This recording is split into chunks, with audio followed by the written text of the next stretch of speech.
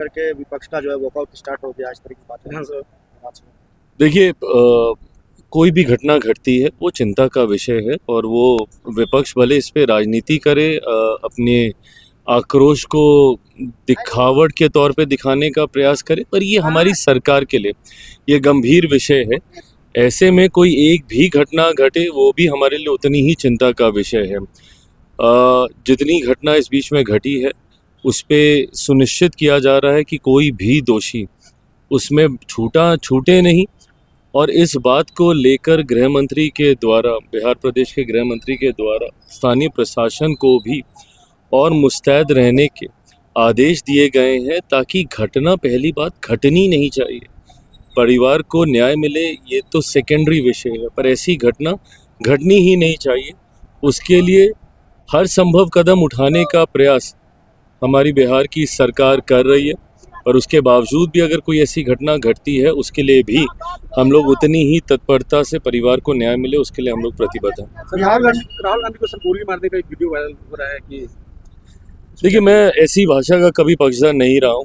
भले आप उनकी बातों से सहमत हो, असहमत हो, उनके विचारों से सहमत हो, असहमत हो, मैंने बार बार कहा है कि भारतीय भाषाओं में का शब्दकोश इतना खूबसूरत है कि आप कड़े से कड़ा प्रहार भी आप मर्यादित शब्दों में कर सकते हैं। आप संभवतः उनके आचरण से, उनकी बातों से आप नहीं सहमत होंगे, हम में से कई नहीं थे। जिस तरीके से राहुल जी का आचरण रहा और ख़ास तौर पे जिस तरीके से माननीय स्पीकर साहब को लेकर जिस तरीके से आक्रोश जताया गया, उनके कमरे में जाकर अविश्वास प्रस्ताव तक लाने की बात कही गई, हर किसी को आक्रोश है, पर कभी इसका मतलब ये नहीं है कि आप इस तरीके से कोई व्यक्ति उनको धमकी दे। नेता प्रतिपक्ष हैं, लोकतंत्र की खूबसूरती होती है विचारों में मतभेदों का होना, पर ऐसे में ऐसी भाषा का मैं कतई पक्षधर नहीं हूँ।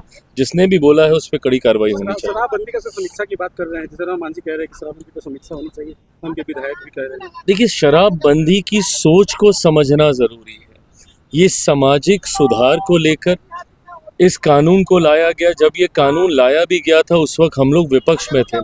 विपक्ष में होने के बावजूद हम लोगों ने इसका समर्थन करने का काम किया था। मैं शराबबंदी की सोच के साथ पूरी तरीके से सहमत हूँ, पर क्या जिस सोच के साथ, जिन सामाजिक सुधारों को लाने की सोच के साथ इस कानून को बनाया गया था, क्या उसमें पूरी तरीके से हम सफल हुए हैं? क्या बिहार में शराब की बिक्री पूरी तरीके से बंद हुई है? क्या आज बिहार में अवैध शराब का निर्माण नहीं हो रहा है? अगर ऐसी कुछ भी घटनाएं सामने आ रही हैं, और यकीनन सरकार के पास पूरा तंत्र है, सरकार को ज़्यादा जानकारी है इन तमाम विषयों को लेकर कि क्या ऐसा हो रहा है, नहीं हो रहा है, अगर इसमें कहीं भी त्रुटि दिख रही है तो ज़रूर इसके ऊपर चर्चा होनी चाहिए। जानकारी हम लोग को लेनी चाहिए कि क्या और बेहतर किया जा सकता है इस कानून को धरातल पर उतारने के लिए। मैं ये मानता हूँ कि कई ऐसे विषय होते हैं जो कि कानून की बजाय जन आंदोलन से आप उसको सफल बना सकते हैं।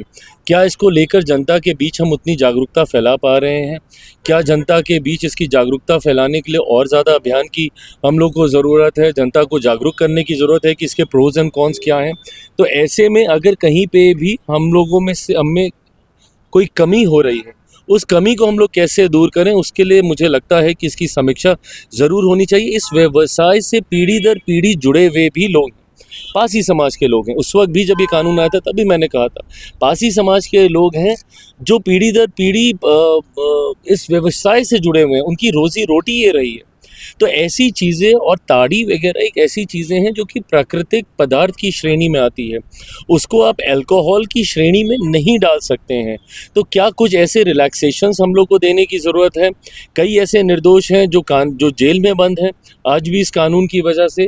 तो मुझे लगता है कि तमाम ऐसे विषय हैं जिस पे और एक लंबा समय हो गया है।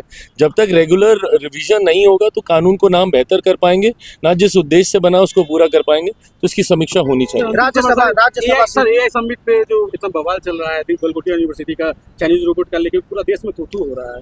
देखिए, जिस तरीके से एआई समिट में यूनिवर्सिटी गलगोटिया के द्वारा जिस तरीके से चीट करने का प्रयास किया गया, तुरंत सरकार ने उसके ऊपर कार्रवाई की। भविष्य में और भी कोई कड़े कदम उठाने की ज़रूरत पड़ेगी तो इसकी एक बार समीक्षा की जाएगी। समिट अब समाप्ति की ओर है।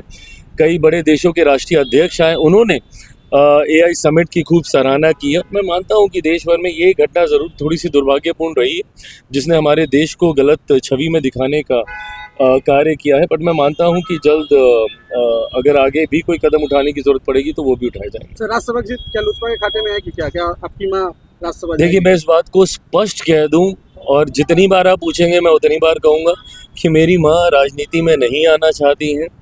राज्यसभा की सीट, इससे पहले भी मैं प्रधानमंत्री जी का धन्यवाद करूंगा, भारतीय जनता पार्टी का धन्यवाद करूंगा कि मेरी माँ के लिए उन्होंने कई बार प्रयास किया कि वो राज्यसभा जाए, पर वो इस बात को लेकर एकदम, और मैं उनके इस फैसले का सम्मान करता हूं, वो राज्यसभा या सक्रिय राजनीति में वो नहीं आना चाहती। तो ऐसे में राज्यसभा सीट को लेकर लोक जनशक्ति पार्टी ये ज़रूर सुनिश्चित करेगी कि एनडीए के हमारे जितने प्रत्याशी हैं, पांचों की पांचों सीट पुनः एनडीए के खाते में जानी चाहिए।